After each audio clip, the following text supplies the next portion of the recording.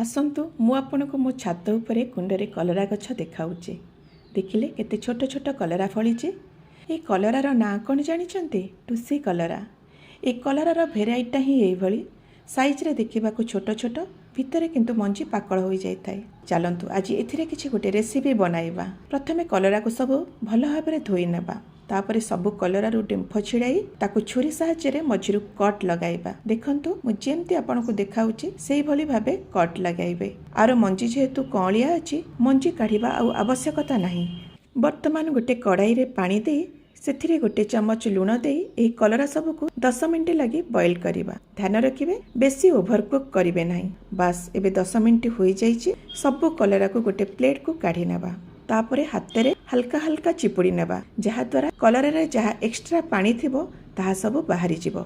एबे चलंतु गैस रे कड़ाई बसी सेथिरे अल्प टिके तेल देई पूर्वरु प्रस्तुत करी रखिथिबा सोरिष बटा मसला देबा।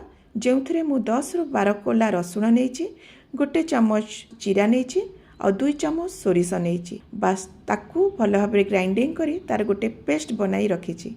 ताकू टिके फ्राई करनेबा। तापरे सेथिरे स्वाद अनुसार लूण, हळदी गुंड, लंका गुंड सबको दे मसला को टिके कषि नेबा। ध्यान रखिबे सोरिष मसला को बेसी कषिबे नाही नचेत ताहा पिता लागिवो। वर्तमान देखंतु मसला टिके कषि होई गलानी। आमे बे गैस बंद कर दबा और मसला को ठंडा हवा लगी छाड़ी दबा। एबे देखंतु मसला पूरा भल भाबरे ठंडा हो जाईची। पूर्वरु चिपुड़ी रखितबा कलरा भितरे एई मसला सब देई भल भाबरे फिलअप करि नेबा। तापरे गैस रे गोटे फ्राई पैन बसाई एई मसला पूरा दिया कलरा को फ्राई करिबा एवं भल भाबरे तेल रे एपट सेपट करि नेबा। ताकू गोटे कवर करी टिके सिजिबा पई छाड़ी दबा। एबे देखंतु मु कवर करी आपनको देखौची भल भाबरे कलरा हमर फ्राई होई गलानी। ताकू एबे गोटे सर्विंग प्लेट रे काढी नेबा एवं बहुत सारा कटा धनिया पत्र दे सर्व करिबा।